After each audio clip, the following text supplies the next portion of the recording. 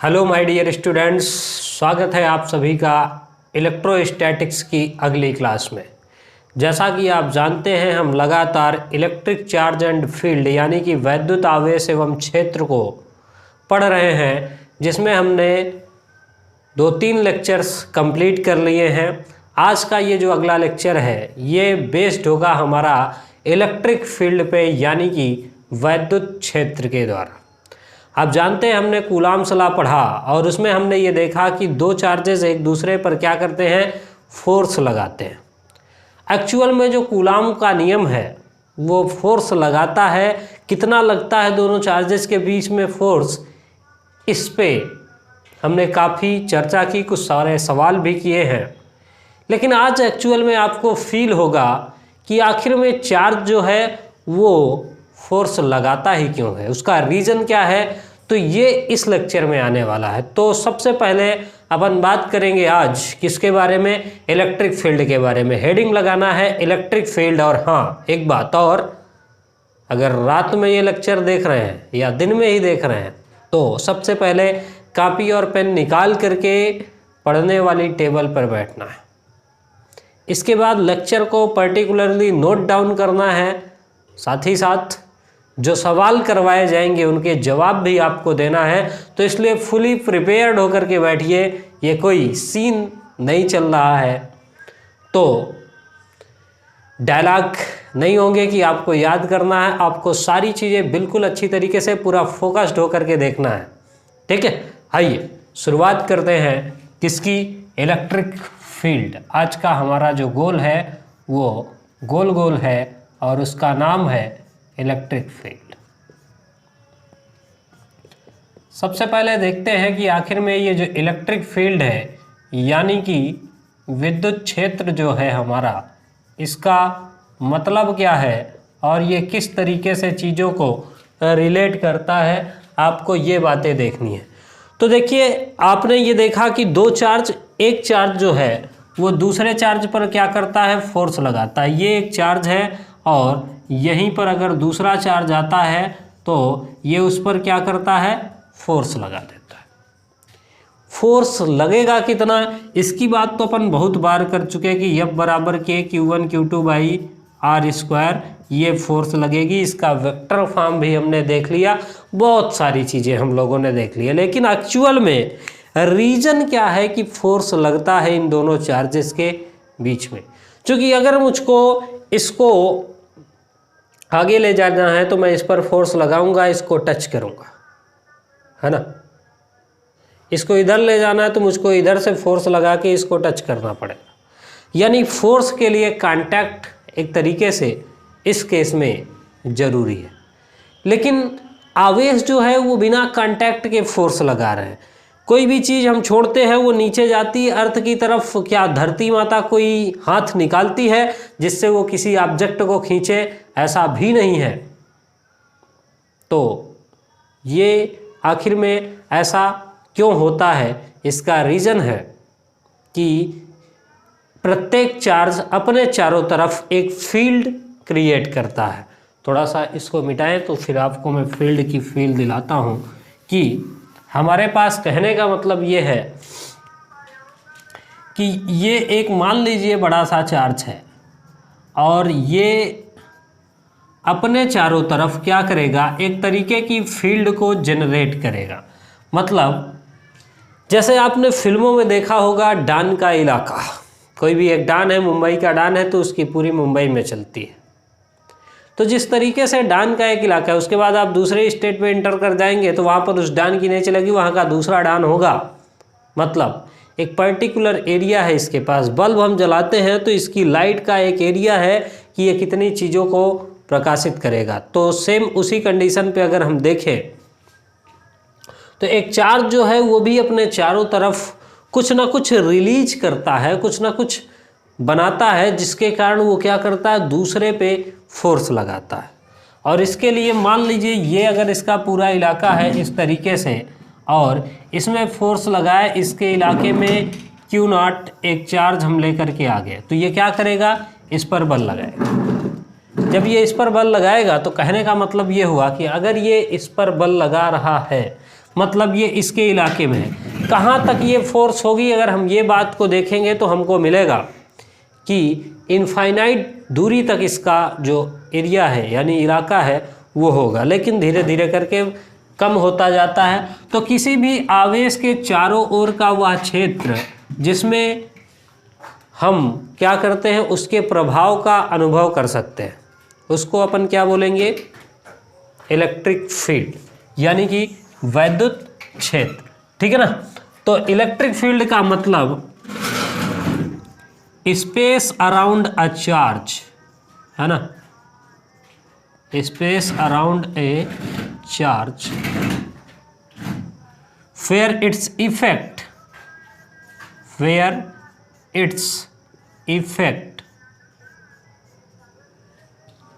can be experienced है ना। तो किसी भी चार्ज के चारों ओर का, किसी भी आवेश के चारों ओर का वह क्षेत्र जहां पर इसके प्रभाव का अनुभव किया जा सकता है, बस आपको डायन का इलाका याद रखना है, तो उसको अपन क्या बोलेंगे, वैद्युत क्षेत्र बोलेंगे। अब यानी कि ये जो चार्ज है इसको अपन लोग बोलते हैं टेस्ट चार्ज। क्या बोलते हैं, टेस्ट चार्ज। टेस्ट चार्ज मतलब परीक्षण, और ये धनावेश हमेशा होता है। ठीक है ना। तो इसको अपन बोलते हैं टेस्ट चार्ज यानी कि परीक्षण आवेश बोलते हैं। अब जब ये परीक्षण आवेश है हमारे पास, तो इसको जब हम किसी भी दूसरे ये चार्ज के पास लेकर के जाते हैं तो ये क्या करता है, अगर इसने इस पर फोर्स लगा दी तो मतलब ये इसका इलाका है, अगर इसने फोर्स नहीं लगाई तो ये इसका इलाका नहीं है। तो ये एक टेस्ट चार्ज होता है जो बहुत छोटा होता है, मतलब इसकी वैल्यू इतनी छोटी होती है कि इसका अपना खुद का इलेक्ट्रिक फील्ड नहीं है, ये हम मानते हैं। ये सारी काल्पनिक गाथा है, मतलब रियल में ये चीज़ होगी या नहीं होगी इसकी कोई गारंटी नहीं है। हमने ये सारी चीज़ें सोच करके बनाया है कि ये एक टेस्ट चार्ज है जिसका अपना कोई इलेक्ट्रिक फील्ड प्रोड्यूस नहीं होगा, और कहीं पर इलेक्ट्रिक फील्ड है या नहीं है इस चीज़ को चेक करने के लिए हम इस चार्ज को वहाँ पर क्या करेंगे, ले करके जाएंगे। जब हम उस चार्ज को लेकर के वहाँ पर जाएंगे, अगर इस पर कोई भी फोर्स एक्सपीरियंस हुआ तो मतलब वहाँ पर इलेक्ट्रिक फील्ड है, अदरवाइज अगर फोर्स एक्सपीरियंस नहीं हुआ तो इलेक्ट्रिक फील्ड नहीं है। ये बात कहाँ से कही जाती है, इलेक्ट्रिक फील्ड से। तो ये इसका एक इलाका हो गया। अब अगर आप थोड़ा सा देखें तो यहाँ पर एक कहानी आपको ये समझ में आई कि जो इलेक्ट्रिक फील्ड होगा अपने पास क्या होगा, वैद्युत क्षेत्र जो होगा यानी कि इलेक्ट्रिक फील्ड, इसका मतलब है कि ये क्या करेगा, फोर्स ऑन टेस्ट चार्ज, ये टेस्ट चार्ज पर क्या करेगा, फोर्स लगाएगा, है ना। तो अगर टेस्ट चार्ज पे फोर्स लगा डिवाइडेड बाय टेस्ट चार्ज कर देंगे तो ये हमारे पास आ जाएगा क्या, इलेक्ट्रिक फील्ड इंटेंसिटी, मतलब वैद्युत क्षेत्र की तीव्रता। तो इलेक्ट्रिक फील्ड मतलब force on test charge divided by test charge. इसका मतलब ये है कि जैसे अगर आप देखेंगे हमारे पास एक पॉजिटिव चार्ज Q है और इसके पास हम टेस्ट चार्ज लेकर के आएंगे तो वो भी चूंकि पॉजिटिव है तो ये क्या करेगा, उसको रिपेल करेगा। ये क्या करेगा, उसको रिपेल करेगा। इस तरह की तरफ लाएंगे तो भी इसको क्या करेगा, रिपेल करेगा। इधर की तरफ लाएंगे इसको तो भी ये क्या करेगा, रिपेल करेगा।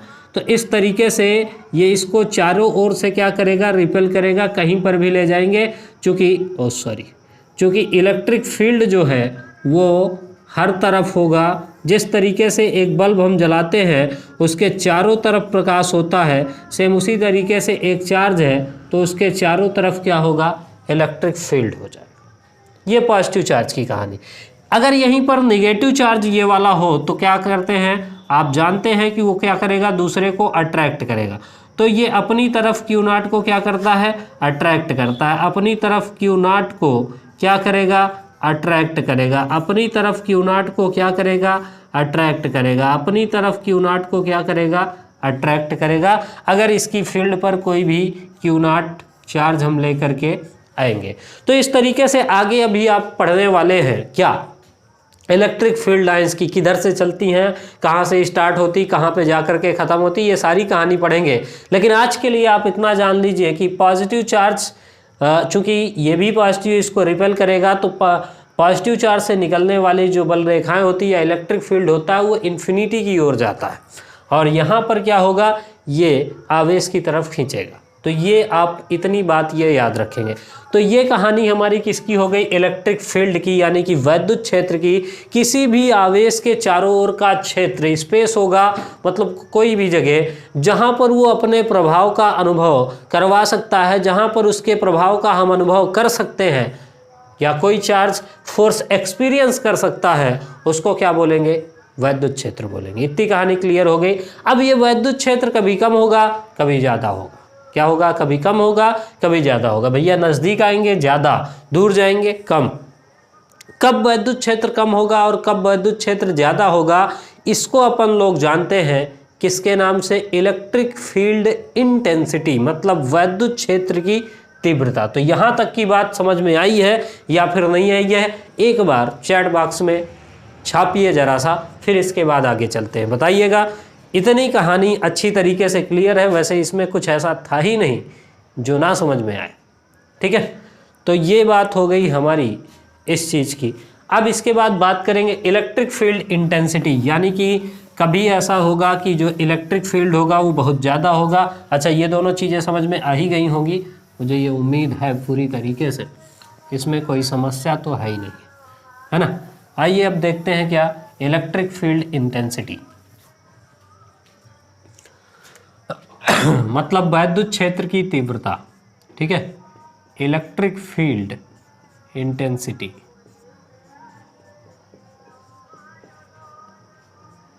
इसका मतलब है वैद्युत क्षेत्र की तीव्रता। चूंकि ये हर जगह पे बराबर नहीं होती, तो इसलिए कहीं पर ये ज़्यादा होगा और कहीं पर क्या होगा, कम होगा।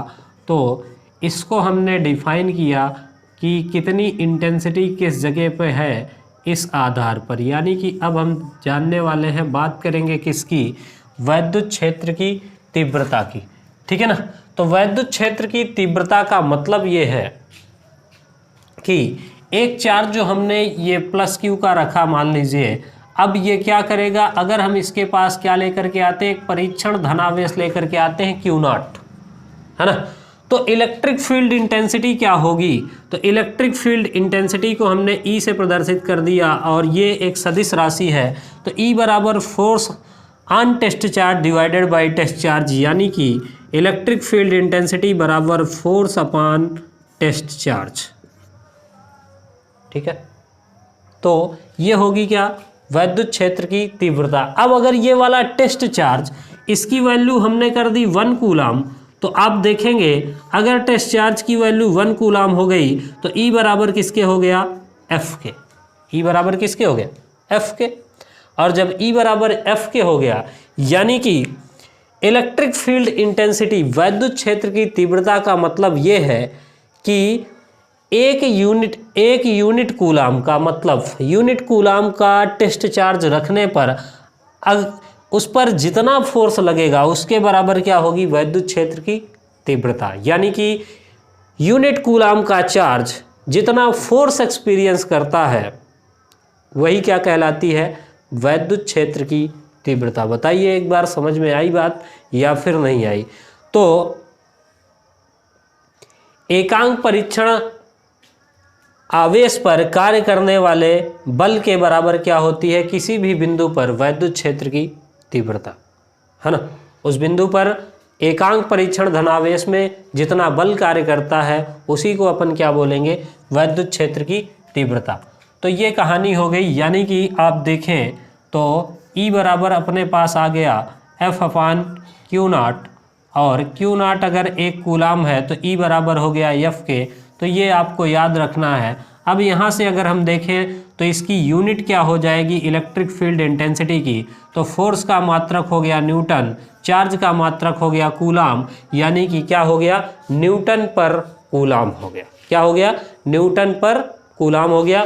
अब इसके बाद फटाफट क्या करना है, इसकी डायमेंशन को चैट बॉक्स में छापना है। बहुत आसान सी चीज़ मैंने पूछी है कि इसकी विमा क्या होगी, ये आपको बताना है। तो आप जानते हैं कि न्यूटन की विमा mLT-2 होती है और चार्ज की विमा 80 होती है और इसको थोड़ा सा सिंप्लीफाई करेंगे तो MLT-3A-1, तो MLT-3A-1, तो ये क्या हो जाएगी अपने पास, इसकी डायमेंशन हो जाएगी। अगर पूछा जाए कि ये एक वेक्टर क्वांटिटी है या फिर स्केलर, तो this is a vector quantity, मतलब ये क्या है, एक तरीके की सदिश राशि। अब अगर सदिश है तो दिशा और परिणाम क्या होगा, तो E बराबर एफ अपान क्यू, तो एफ अपान क्यू नॉट क्या हो गया, परिणाम हो गया। लेकिन इसकी दिशा किधर है, तो जिधर की तरफ चार्ज एक्सपीरियंस करेगा फोर्स को, जिधर की तरफ चार्ज, मान लीजिए ये प्लस है और ये प्लस है, तो ये किधर जाएगा, इधर की तरफ जाएगा, तो इधर की तरफ बल लग रहा है, मतलब वैद्युत क्षेत्र की जो दिशा है वो इधर की तरफ है ना। तो जिधर की तरफ चार्ज फोर्स को एक्सपीरियंस करेगा उधर की तरफ ही क्या हो जाएगी, वैद्युत क्षेत्र की दिशा हो जाएगी, ठीक है ना।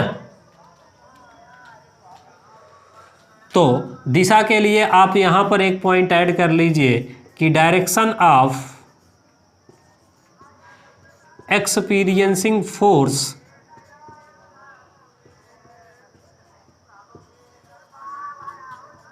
Is direction of electric field, यानी कि जिधर की तरफ वैद्युत क्षेत्र, जिधर की तरफ बल जो है वो एक्सपीरियंस होगा, चार्ज अनुभव करेगा, वही डायरेक्शन क्या होगी, इलेक्ट्रिक फील्ड की डायरेक्शन होगी, ये बात होगी, ठीक है ना। तो 4 पॉइंट ध्यान रखना है। E बराबर एफ अपान क्यू, अच्छा यहीं पर कभी कभी आपको एफ मिल जाएगा कि एफ बराबर क्यू नॉट इंटू ई, भाई ये इधर चला जाएगा तो फोर्स बराबर हो जाएगा क्यू नॉट इंटू ई, ये भी ध्यान रख सकते हैं। तो force on test charge divided by test charge, ये कहानी किसकी हो गई, वैद्युत क्षेत्र की तीव्रता की। ये एक सदिश राशि है, इसकी डायमेंशन MLT-3A-1 है, यूनिट न्यूटन पर कूलाम है। फोर्स की बात करेंगे तो F बराबर होगा क्यू नॉट इंटू ई, और डायरेक्शन किधर की तरफ होगी, जिधर की तरफ चार्ज जो है वो बल का अनुभव करेगा उधर की तरफ क्या होगी, इलेक्ट्रिक फील्ड की डायरेक्शन हो जाएगी, ठीक है बात। इतनी कहानी समझ में आ गई है। आइए दिखाते हैं कूलाम का नियम अभी आपके सामने गलत होने वाला है, और कैसे ये भी देखते हैं, है ना। थोड़ा सा मज़ा लेके पढ़ते हैं तो आपको, अच्छा इतनी चीज़ें उतारनी होंगी उम्मीद है, ठीक है। कोई दिक्कत हो तो चैट बॉक्स खुला है आपके लिए, छापिए। हाँ, और हम आए हैं चूँकि, इसलिए चैट बॉक्स को आग लगा दीजिए और आगे की पढ़ाई को करते रहिए, ठीक है ना। चैट बॉक्स में आग लगानी है, छापना है, दिखाना है अपना जोश जुनून और जज्बा। आइए आगे चलते हैं। देखिएगा कूलाम ने ये बात कही थी, क्या कही थी कि अगर आपके पास ये एक चार्ज बॉडी है, निगेटिवली चार्ज, ठीक है, और हमारे पास एक न्यूट्रल बॉडी है, ये मान लीजिए न्यूट्रल बॉडी है, ये क्या है, न्यूट्रल, वाह भैया, ये वाली बॉडी न्यूट्रल है और ये वाली बॉडी चार्ज है। कूलाम के नियम के अनुसार इन दोनों के बीच की डिस्टेंस मान लेते हैं कितनी है, r है, ठीक है। कूलाम के नियम के अनुसार इसमें जो फोर्स लगेगा वो F बराबर K Q1 Q2 by R square होगा या नहीं होगा, बिल्कुल होगा। Q1 की वैल्यू क्या है, निगेटिव चार्ज, और Q2 की वैल्यू है 0, चूँकि ये न्यूट्रल है, इस पर कोई चार्ज नहीं है, तो टोटल फोर्स क्या होनी चाहिए, 0, लेकिन इस पर फोर्स लगती है।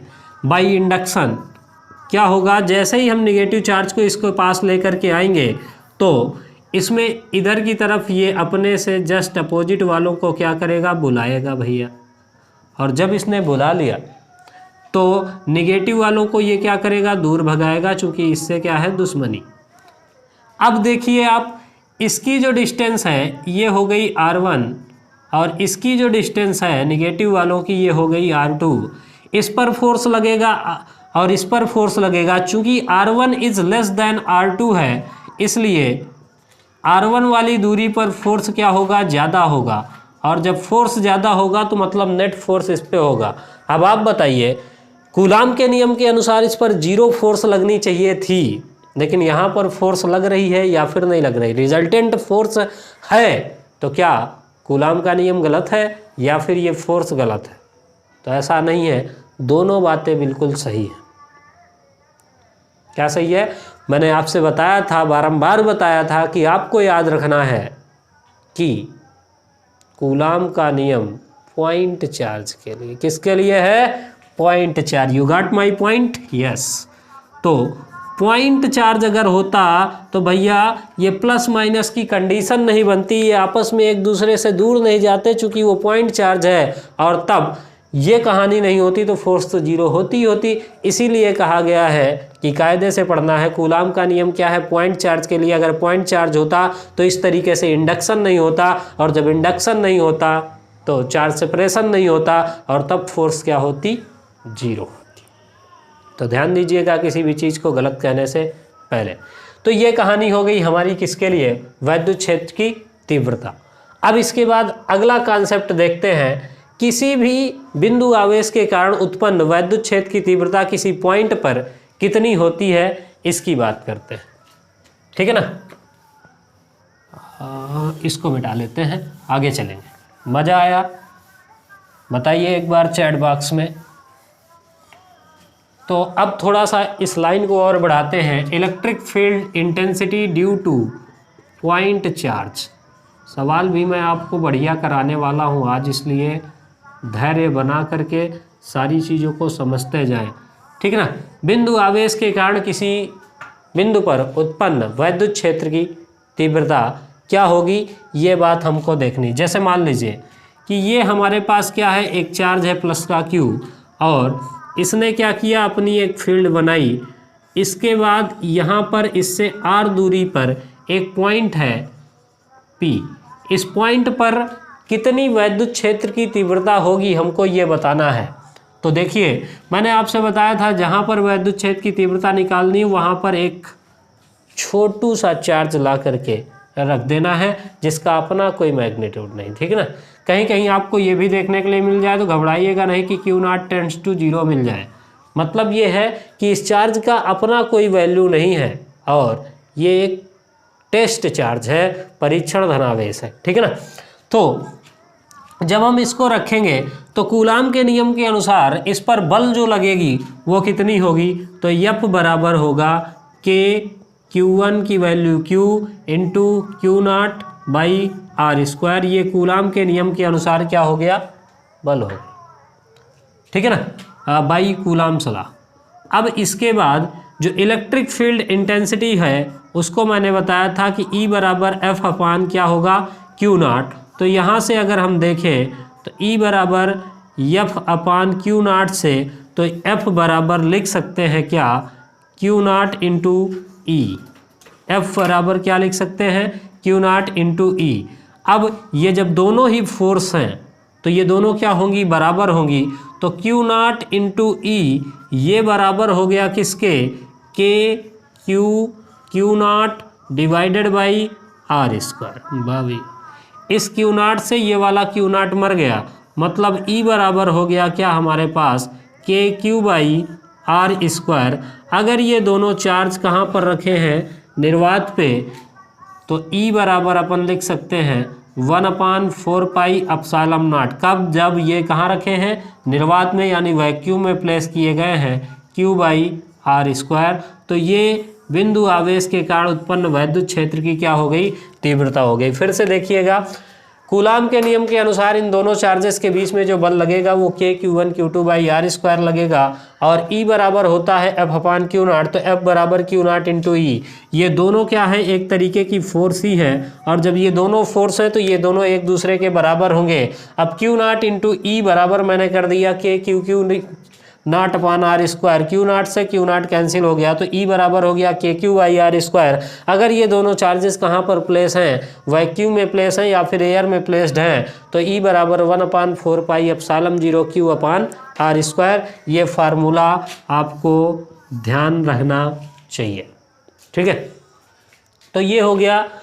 अब देखिए सेम 1/r²। व्युत्क्रम वर्ग के नियम का पालन करता है, तो इसका ग्राफ भी जैसा आपने ग्राफ बनाया था फोर्स और डिस्टेंस के साथ, सेम वैसा ही कुछ ग्राफ आपको इसका भी देखने के लिए मिलने वाला है ना।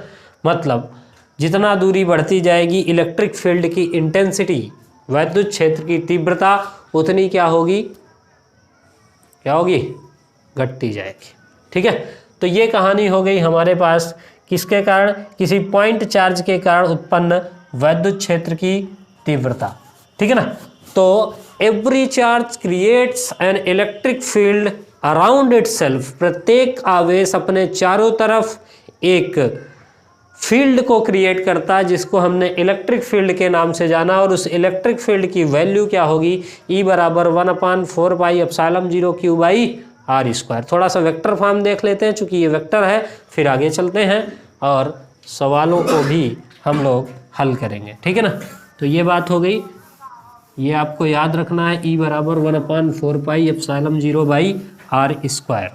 यहाँ तक की बात क्लियर है, छापिए चैट बॉक्स में, तब आगे चलेंगे। ठीक है ना। अब इसका वेक्टर फॉर्म देख लेते हैं, तो मतलब सदिश रूप किसका, वैद्युत क्षेत्र की तीव्रता का। तो आप देखिए हमारे पास क्या हो जाएगा, E बराबर KQ/r² इंटू, देखिए मैग्नीट्यूड तो ये हो गया, इंटू वेक्टर फॉर्म में लिखेंगे तो यूनिट वेक्टर से मल्टीप्लाई कर देंगे, यानी कि E बराबर हो गया हमारे पास क्या, KQ/r² into vector r divided by mod r। और यहाँ पर करेंगे तो E बराबर अपन लिख सकते हैं क्या, KQ/r³ इंटू वेक्टर r। ये क्या हो गया, इसका वेक्टर फॉर्म हो गया। कोई दिक्कत नहीं, जैसा आपने कूलाम के नियम में पढ़ा था सेम वही मैंने आपसे किया भाई। कोई भी वेक्टर होता है तो मैग्नीट्यूड इंटू यूनिट वेक्टर है ना, उसका परिमाण और एकांक सदिश का गुणनफल क्या कहलाता है, फुल वेक्टर कहलाता है। तो ये कहानी हो गई। अब KQ/r² इंटू यूनिट वेक्टर को हम क्या लिख सकते हैं, वेक्टर r अपान मॉड r। तो वेक्टर r अपान मॉड r, अब मॉड r किसके बराबर, r के ही बराबर, तो ये r³ हो गया इंटू r हो गया। यहाँ तक की बात बिल्कुल क्लियर कट समझ में आ गई है, कोई दिक्कत नहीं होनी चाहिए। दिशा क्या हो गई, तो वही हो जाएगी जो वैद्युत क्षेत्र की थी। यहाँ तक की कहानी क्लियर है या फिर नहीं क्लियर है, एक बार बताइए, उसके बाद जरा सा आगे चलते हैं। ठीक है, आइए एक सवाल करेंगे और उसके बाद आगे चलेंगे। तो ये हो गया वेक्टर फॉर्म और ये हो गया क्या, इसका मैग्नीट्यूड केवल चाहिए तो वो हो गया। अब इसके बाद आइए देखते हैं।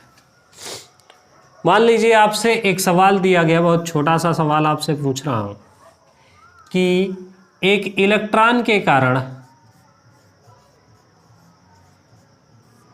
1 मीटर की दूरी पर, है ना, डिस्टेंस जो है वो 1 मीटर है, उत्पन्न वैद्युत क्षेत्र की तीव्रता क्या होगी। फर्स्ट नंबर, जब ये एयर में प्लेस्ड है, यानी कि इलेक्ट्रॉन जो है वो वायु में प्लेस्ड है। और सेकंड नंबर, जब ये जल में रखा गया है, के बराबर कितना है, 80 है माध्यम का परावैद्युतांक। ठीक है ना, कहाँ पर है, जल में, वाटर में। दोनों में बताना है कि वैद्युत क्षेत्र की तीव्रता क्या होगी। तो देखिए सिंपल सी बात है, क्यू की वैल्यू हमको पता है, इलेक्ट्रॉन का आवेश यानी कि क्यू बराबर है 1.6 × 10⁻⁹ कूलाम, और आर बराबर अपने पास है कितना, 1 मीटर। ठीक है, इस फार्मूले पे रखेंगे तो E बराबर हो जाएगा 1/4πε0 की वैल्यू अब याद हो गई होगी, 9 × 10⁹ इंटू Q की जो वैल्यू है वो 1.6 × 10⁻⁹ डिवाइडेड बाई r² की जो वैल्यू है वो 1 का स्क्वायर, मतलब नीचे से कोई मतलब ही नहीं है, 16×144 यानी कि 14.4 × 10⁻⁻10 मात्रक क्या हो गया, न्यूटन पर कूलाम। ये क्या आ गई, E की वैल्यू। बताइए यहाँ तक की बात एकदम समझ में आई है या फिर नहीं आई है। 1 मिनट का टाइम मैं आपको देता हूँ और आप अपने आप क्या हल करके बताएंगे कि अगर यही कहाँ पर प्लेस्ड हो जाए, वाटर में, तो इलेक्ट्रिक फील्ड इंटेंसिटी क्या होगी ये बताना है। बहुत आसान सा काम है और कुछ करने की बात है ही नहीं है। क्या करेंगे तो देखिए 14.4 गुणते 10 की पावर माइनस 10 आया है। बताइए, चैट बॉक्स में छापिए, देखते हैं किसका कमेंट सबसे पहले आता है। ठीक है, हाँ देख रहा हूँ मैं, जल्दी से जल्दी बताइए। तो देखिए, उम्मीद है देखेंगे। तो क्या करेंगे, सिर्फ और सिर्फ कुछ नहीं करना है, बस इसमें एप्सिलॉन नॉट था तो ये है कहानी। इसमें 80 से डिवाइड कर देंगे, क्योंकि 80 है हमारे पास जल का परावैद्युतांक, 1/4 पाई एप्सिलॉन 0 बटा के, है ना। तो ये कहानी हो गई 14.4 इंटू 10 की पावर माइनस 10 डिवाइडेड बाई कितना, 80 हो जाएगा। इसको हल करके बताइए कितना आता है, और बस जो आ जाएगा वही क्या होगा, आपका आंसर होगा, है ना।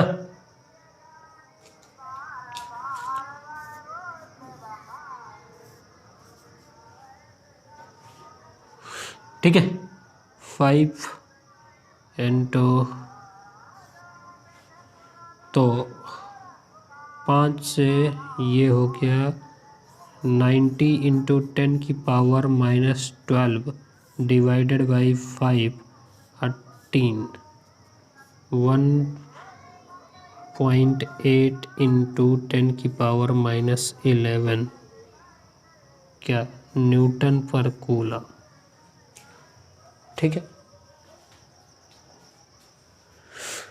तो ये कहानी हो गई हमारी किसकी, इसकी।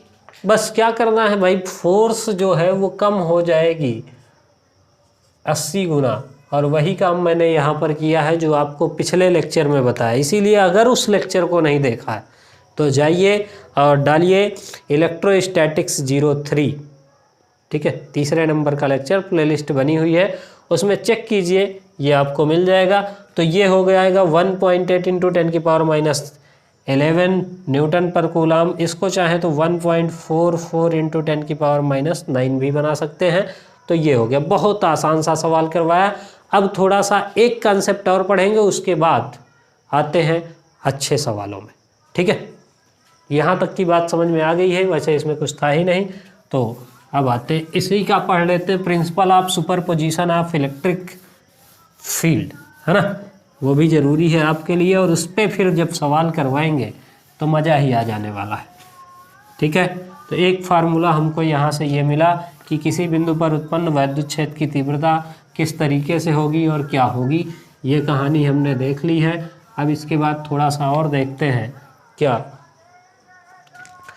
Principle of superposition. ठीक है,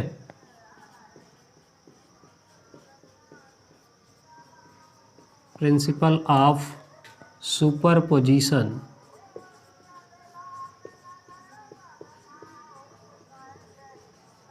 किसका देख रहे हैं, इलेक्ट्रिक फील्ड का। ठीक है ना, इलेक्ट्रिक फील्ड ड्यू टू, ठीक है, सिस्टम ऑफ चार्जेस। ठीक, तो चार्जेस अगर मान ले एक सिस्टम में कई सारे चार्जेस हैं और उसके कारण उत्पन्न वैद्युत क्षेत्र की तीव्रता क्या होगी ये देखना है हमको। सपोज करिए, मान लीजिए एक हमारे पास यहाँ पर रखा है चलो प्लस क्यू चार्ज। ठीक है ना, प्लस क्यू चार्ज रखा है। फिर इसके बाद फिर से मान लीजिए ये दूसरा चार्ज है जो कि प्लस क्यू ही है। फिर से मान लीजिए ये तीसरा चार्ज है जो कि माइनस क्यू है। 3 चार्जेस हमारे पास रखे हुए हैं, और ये वाले पॉइंट पर हमसे ये एक पॉइंट P है जहाँ पर कहा गया कि बताइए इलेक्ट्रिक फील्ड इंटेंसिटी क्या होगी। तो देखिए ये चार्ज इस पर जब फोर्स लगाएगा, टेस्ट चार्ज यहाँ पर हमने रखा, तो ये इस पर इधर की तरफ फोर्स लगा देगा। थोड़ा सा टेढ़ा हो गया है, ध्यान दे लीजिएगा। ये हो गया E1 इलेक्ट्रिक फील्ड। ये वाला इस पे फोर्स लगाएगा तो कुछ ऐसा चला जाएगा, ये क्या हो जाएगी E2। ये वाला इस पे फोर्स लगाएगा। अब देखिए मैंने कहा था नेगेटिव चार्ज में टुवर्ड्स चार्ज की तरफ होगा, यानी कि इधर की तरफ, है ना। इधर की तरफ इलेक्ट्रिक फील्ड हो गया, तो ये हो गया E3। तो जो नेट फील्ड हो गई हमारे पास E net at point P, ये बराबर क्या हो जाएगा, E, मान लीजिए मैंने लिखा EP बराबर E1 plus E2 plus E3, और ये वेक्टर सम होना चाहिए। ठीक है, तो इनका सबका क्या कर लेंगे, वेक्टर सम कर लेंगे, और हमको क्या मिल जाएगी, इलेक्ट्रिक फील्ड इंटेंसिटी। अब देखिएगा यहाँ पर आपको ये भी बताया था कि 1/4 पाई एप्सिलॉन 0 होगा अगर चार्जेस कहाँ प्लेस किए गए हैं, वैक्यूम में। तो यहाँ पर KQ/R² भी लिख करके तमाम सारी कहानी और आगे तक की बना सकते हैं। उम्मीद है जो भी फार्मूला था अभी आपके पास कि E बराबर होता है 1/4 पाई एप्सिलॉन 0 Q/R², ये फार्मूला होता है। यहाँ पर E1 की जगह रख दिया, E2 की जगह रख दिया, E3 की जगह रख दिया, कॉमन ले लिया, तो निकाल करके थोड़ा सा और आप चाहें तो बढ़ा सकते हैं। तो किसी बिंदु पर उत्पन्न वैद्युत क्षेत्र की तीव्रता सभी के द्वारा उत्पन्न वैद्युत क्षेत्र की तीव्रताओं के वेक्टर योग के बराबर होती है। बस आपको इतना ध्यान रखना है। तो ये कहानी हो गई। ठीक है, अब इसके बाद आइए आपको मैं सवाल करवाता हूँ। ठीक है, अब ये वेक्टर थे तो इन पे चाहें आप तो वेक्टर का साइन भी बना सकते हैं। ठीक, तो ये हो, तो ये है प्रिंसिपल ऑफ सुपरपोजिशन, यानी अध्यारोपण का सिद्धांत कि किस तरीके से भिन्न भिन्न आवेशों के विविक्त बिंदु आवेशों के कारण जो वैद्युत क्षेत्र की तीव्रता होती है वो सभी वैद्युत क्षेत्र की तीव्रताओं के सदिश योग के बराबर होती है। ये बात आपको ध्यान में रखनी है। ठीक है, यहाँ तक की बात क्लियर है, एक बार बताइएगा। तो अब सवाल लेते हैं थोड़ा सा अच्छे ठीक ठाक, फिर उसके बाद आगे बढ़ेंगे। ठीक है, आइए, जब ये बात क्लियर हो ही गई है तो थोड़ा सा आगे की कहानी को बढ़ाते हैं। ठीक है, देखिए मैंने लिखा है कि E बराबर ये होगा, और दूसरा एक E बराबर अपन ने देख लिया क्या, E1 plus E2 plus E3, ये E नेट हो गया।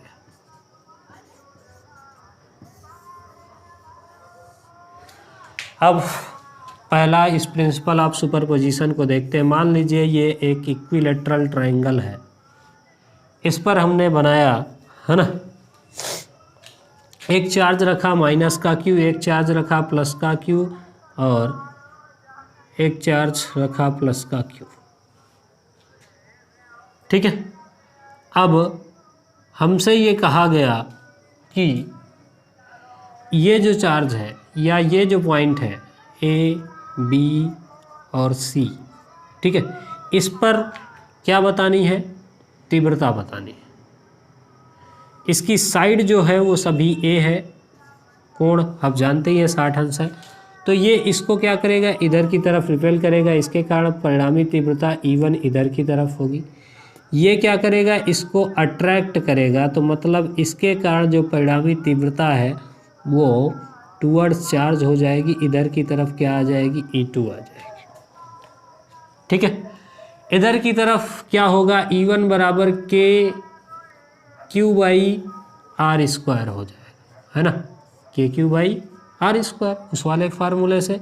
इधर की तरफ ये वाली भी जो तीव्रता हो गई वो क्या हो गई, KQ/R², दोनों तीव्रताएं हो गई। अब ये इधर इन दोनों के बीच में जो एंगल है वो कितने डिग्री का है, 120 डिग्री का है। तो ई रिजल्टेंट का फार्मूला हमने आपको बता करके रखा है कि क्या होगा, √E1 का स्क्वायर प्लस E2 का square plus 2E1 E2 cos theta. रख दीजिए। यहाँ पर देखें तो अच्छा ये कहानी हो गई। तो ई रिजल्टेंट बराबर कितना आएगा, तो E1 का स्क्वायर मतलब KQ/R² का square plus Q by R square और इसका क्या कर देंगे स्क्वायर प्लस 2 इंटू E1 की value K Q by R square into K Q by R square into cos 120 अंश की वैल्यू होगी -1/2। अब देखिए ये भी K Q square by R square ही है, यानी कि एक माइनस का और एक प्लस का, इन दोनों को भी मैं मार सकता हूँ बिल्कुल। तो बचा हमारे पास क्या K Q square by R square, और इसको बाहर निकालेंगे तो के क्यू बाई आर स्क्वायर हो जाएगी। क्या परिणामी तीव्रता ई बराबर, ठीक है। तो ई बराबर क्या आ जाएगी के क्यू बाई आर स्क्वायर। एक बार देख लीजिएगा समझ में आया है सवाल या फिर नहीं आया है, ये बात बताइएगा ज़रूर, ठीक है। तो ये देखिए फिर से देख लीजिए कि एक ये इक्विलेटरल ट्राइंगल है जिसकी सभी साइड ए है, और इस पॉइंट ए पर हमको चाहिए थी क्या विद्युत क्षेत्र की तीव्रता। तो ये वाला चार्ज इस पे इधर की तरफ इलेक्ट्रिक फील्ड लगाएगा, तो इसकी डायरेक्शन जो है इधर की तरफ होगी, और के भाई अगर हम इसको ना रखें तो के क्यू बाई आर स्क्वायर होता है, तो के क्यू बाई आर स्क्वायर, और आर स्क्वायर की जगह देखिए हमने ए लिया है तो थोड़ी सी कहानी गड़बड़ हो रही थी। के क्यू बाई ए स्क्वायर, यहाँ पर भी ए स्क्वायर, यहाँ पर भी ए स्क्वायर, और यहाँ पर भी ए स्क्वायर, तो फिर यहाँ पर भी ए स्क्वायर, ठीक है। तो ये ए साइड है। अब इसके बाद जब के क्यू बाई ए स्क्वायर ये हो गया, के क्यू बाई ए स्क्वायर ये हो गया, इनको भी बनाना है तो बना लीजिए के क्यू बाई ए स्क्वायर और के क्यू बाई ए स्क्वायर। जब ये हो गया तो रिजल्टेंट हमको चाहिए, तो ये एक वेक्टर है, ये एक दूसरा वेक्टर है। दो वेक्टर को योग करने के लिए जो रिजल्टेंट का फार्मूला है पिछले लेक्चर पे भी डिस्कस किया गया था कि ई आर बराबर ई रिजल्टेंट बराबर हो जाएगा E1 square plus E2 square plus 2E1 E2 cos theta. अब ये चूँकि 120 डिग्री का एंगल बन रहा है, तो यहाँ पर देखेंगे तो के क्यू बाई ए स्क्वायर का स्क्वायर, के क्यू बाई ए स्क्वायर का स्क्वायर प्लस 2 के Q E1 E2 into cos 120 की वैल्यू है -1/2, 1/2 से 2 मर गया, और ये जो है वही ये है वही ये है। अब ये माइनस में हो जाएगा और ये प्लस का तो कट गया, बच्चा हमारे पास के Q square by A square. जब इसका वर्गमूल निकालेंगे तो के क्यू बाई ए स्क्वायर आ जाएगा। तो ये हमारे पास क्या हो गया, पहला सवाल हो गया। अगला सवाल देख लेते हैं एक और, फिर आगे बढ़ेंगे, ठीक है। समझ में चीज़ें आ ही गई होंगी, कोई दिक्कत की बात नहीं है, ज़्यादा कठिन कहानी है नहीं, ठीक है। बहुत आराम से आपको समझ में आएगा। अब इसके बाद देखिए अपन से कहा गया कि एक 5 × 10⁻⁻19 कूलाम का आवेश है, ठीक है। ये एक पहला आवेश Q1, ठीक है, जिसका वैल्यू है 5 × 10⁻⁻19। दूसरा आवेश हमारे पास है ये वाला हो गया, चलिए Q1 आवेश हो गया कितना, 5 × 10⁻⁻19।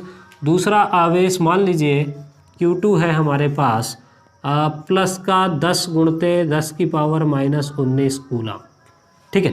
दोनों आवेश हो गए। इन दोनों आवेशों को मिलाया गया, ठीक है। ये इन दोनों आवेशों को मिलाने वाली रेखा है। इनके बीच की जो डिस्टेंस है वो 1 मीटर की है। कितनी है, 1 मीटर डिस्टेंस मान लीजिए दिया है आपको कि इन दोनों चार्जेस के बीच की जो डिस्टेंस है वो 1 मीटर है। 1 मीटर पे ये दोनों प्लेस किए गए हैं, और इन आवेशों को मिलाने वाली रेखा के किस बिंदु पर वैद्युत क्षेत्र की तीव्रता जो है वो 0 होगी। मतलब आपसे सवाल पूछा है एट विच पॉइंट E बराबर 0 होगा, ये बात बतानी है।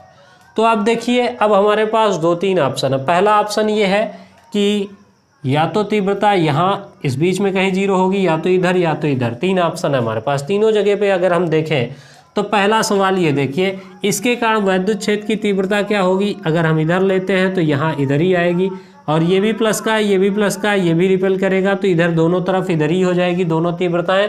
और जब दोनों तीव्रता इधर हो जाएगी तो दोनों प्लस हो जाएगा, मतलब कभी 0 नहीं होगा। सेम इसी तरीके से इधर अगर हम यहाँ मान लेते हैं कि इस बिंदु पर 0 है, तो यहाँ पर प्लस का क्यू नॉट चार्ज ला के रखेंगे तो इधर की तरफ ये इसको रिपेल करेगा प्लस प्लस को, और ये भी प्लस है ये भी रिपेल करेगा, तो मतलब दोनों इधर ही हो जाएंगे, फिर से E1 E2 जुड़ जाएंगे, जीरो नहीं होगा। इधर कहीं पर देखते हैं, मान लीजिए हमने यहाँ पर कहा कि विद्युत क्षेत्र की तीव्रता जो है वो जीरो है, तो ये वाला चार्ज इसको क्या करेगा, इधर की तरफ रिपेल करेगा, यानी कि ये हो गई E1, और ये वाला चार्ज इसको इधर की तरफ रिपेल करेगा, यानी ये हो गया E2।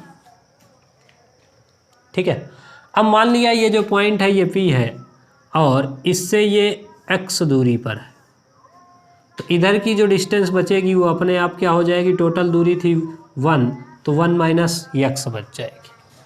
ठीक है, और जब 1 माइनस x पे बचा तो कहने का मतलब अब साफ साफ है कि यहाँ पर जो तीव्रता है वो जीरो है, तो E1 बराबर E2 होगा, तभी जीरो होगा। E1 और E2 बराबर है, और जब E1 E2 बराबर है तो Q की वैल्यू है 5 × 10⁻⁻19 बाई R स्क्वायर, R यहाँ के लिए है x, तो यानी x² बराबर, फिर से Q2 की वैल्यू है 10 × 10⁻⁻19 डिवाइडेड बाई 1 माइनस x का होल स्क्वायर, ये हो जाएगा। ये कट गया, K से K मर गया, और इसके बाद 10⁻⁻19 से 10⁻⁻19, 5 1 जा 5, 5 2 जा 10, यानी कि हमारे पास आया 1/x² बराबर 2/1 माइनस x का होल स्क्वायर।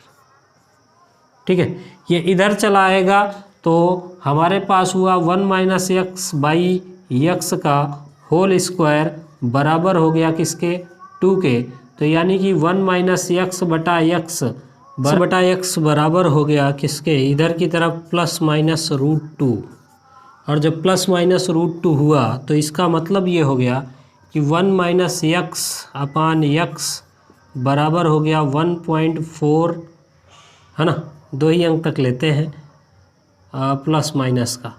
अब एक बार अगर प्लस लेंगे तो 1 माइनस x बराबर हो गया किससे, 1.4x के, और ये उधर चला जाएगा तो 2.4x हो जाएगा, और x बराबर हो गया 1/2.4, इसको हटाएंगे तो यहाँ पर 10 हो जाएगा, 2 5 जा 10 और 2 से 12, और 5/12 करेंगे तो 12 चौको 48, यानी कि 0.4, 12 चौक 48, 2 50 हुआ और 12 एकम 12, तो 0.41 मीटर की डिस्टेंस पे क्या होगा, विद्युत क्षेत्र जो होगा वो 0 होगा। अच्छा, हमने माइनस वाला क्यों नहीं लिया, तो इसको अगर आप देखें जब हम माइनस ले लेंगे तो अगर वो इसके इधर आ जाएगा, भाई यहाँ से हमने x माना, अगर माइनस में लेंगे तो वो इसके इधर आ जाएगी, इधर तो विद्युत क्षेत्र 0 होना ही नहीं था। तो इस तरीके से आपको ये देखना है। एक चीज़ आप यहाँ पर रूल ही बना लीजिए, और वो रूल ये है कि अगर दोनों चार्जेस सेम है, पॉजिटिव पॉजिटिव हो या फिर निगेटिव निगेटिव हो, तो इन दोनों आवेशों को मिलाने वाली रेखा के बीच में, यानी कि मिड पॉइंट में बीच में जो विद्युत क्षेत्र होगा वो 0 होगा, और किधर की तरफ, छोटे वाले चार्ज की तरफ, प्लस माइनस से मतलब नहीं है, ठीक है ना, छोटे वाले आवेश की तरफ, जो चार्ज स्मॉलर होगा उसकी तरफ। तो अब देखिए 1 मीटर था, अगर हम इधर 0.41 मीटर निकाल भी लेते हैं तो इधर की तरफ 60 बचता है, तो क्लोजर टू किसके होगा, स्मॉलर चार्ज और दोनों आवेशों को मिलाने वाली रेखा के बीच में। तो ये दो सवाल मैंने आज के इस लेक्चर में डिस्कस किए हैं। उम्मीद है ये बातें समझ में आई होंगी। बताइएगा एक बार कैसी क्लास लगी है। सॉरी, अगर आपको और भी न्यूमेरिकल्स चाहिए होंगे तो वो न्यूमेरिकल्स आपको प्रोवाइड करवा दिए जाएंगे। बाकी मुझे लगता है कि आप कॉन्सेप्ट को बेहतरीन तरीके से समझ पाए होंगे। तो इस तरीके से हमको चीज़ों के साथ क्या करना है, डील करना है। फिजिक्स को अच्छी तरीके से फील करना है, एक बार चीज़ों को देखना है, तो आप आसानी के साथ कर पाएंगे। तो आज की इस क्लास में इतना ही रखते हैं। एक बार बताइए कैसी लगी क्लास, और इसके बाद शुरुआत करेंगे कल नेक्स्ट लेक्चर की। तब तक के लिए हैप्पी लर्निंग। धन्यवाद, मिलते हैं अगली क्लास में।